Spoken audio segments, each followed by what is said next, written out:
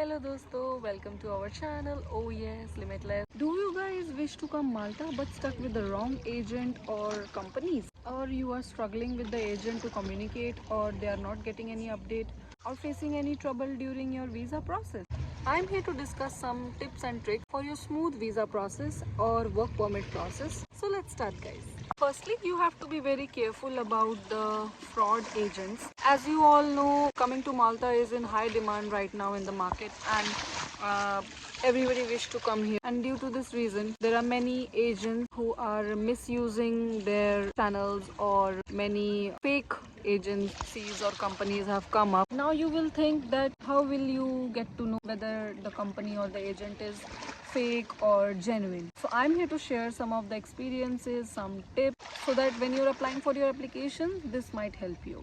The very first thing you have to check is the company's profile and the agency's profile, their reputation in the market, whether the company and the agency is registered under government norms, their bank records, and also their recent posts or recent activities which they are updating. And the easiest way to check is Google, and try to check with the agency information which you have got regarding your job position, whether those companies are actually having those positions, and the things which they are offering you is correct or not. Like I would say 50% of the things you can verify by just going on to the company's website itself. If you guys are applying through agency, there are high chances that those agencies might charge you as well in the name of agent fee, which cannot be avoided. So in that case, I would suggest you to have a receipt or a proof that you made the payment to the agency, as it may be required in future.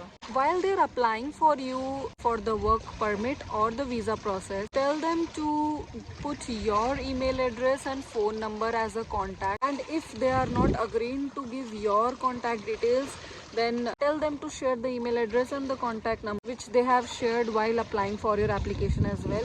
With this, you will be able to track the status of the applications, and you don't have to bother your agency again and again on the status. These type of processes takes time, and yes, of course, you need to have patience. But if the agency makes the process transparent to you as well, you will be knowing exactly how the thing is done and how you are proceeding towards your application. While you are applying, if you see that your agency is very reluctant, not giving you proper informations, or they are not sharing relevant informations with you, or you have a doubt in the initial days, I would suggest you to stop your application then and there, because in the meantime, while your process is already running, and when you will be genuinely needing a communication, you guys might have an issue while communicating to the agency, or there might be difficulty for you to follow up on your application.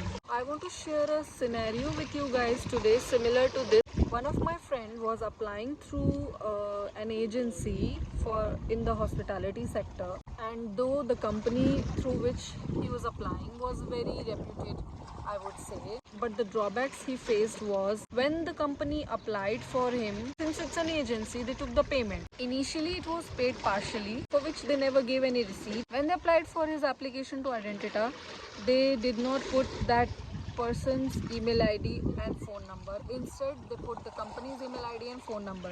As you all know, when we apply in the Identita, the process goes through many steps. If you guys give your own email address, link of the application will be shared in your email ID, so you can track your application. But in his case, the company gave its email address and he was not getting any update on his application. Though they kept on saying that they have applied for his application, they never shared any proof in the form of a screenshot or a forwarded email or a copy, anything. So it was completely like the applicant was relying on the agent and whatever they were saying, which is a big flaw. His application was applied last year, and till today it is being said that his application is under third-party process. And since they have not shared any proof, we never know whether they actually applied for him or they applied later. There are high chances that the agency takes the payment from you, but it's not mandatory they will apply for you then and there or immediately once they get the payment. You have to make sure the time when they are saying they have already applied for you, try to have a copy or a forwarded email or any sort of proof that they had actually applied for you. Generally the application for the ID Malta to process takes at least 3 to 4 months, but nowadays because it's getting busy, it might take 5 or 6 months as well. If you have the link with you, you can personally track by yourself how the status is going on. Even in his scenario, he was not getting any information whether they applied for him or what is the status of his application. At the end, he had to back out. When he told the agency that he wants to withdraw, at first the agency was not agreeing. They said it's not possible and they gave several reasons, but eventually they agreed to withdraw his applications. But then again, they never gave the money back, saying it is not refundable or we will not be able to return the money. If you would have taken any receipt or any proof of payment or any bank transactions, you could have dealt with this situation legally as well, because of course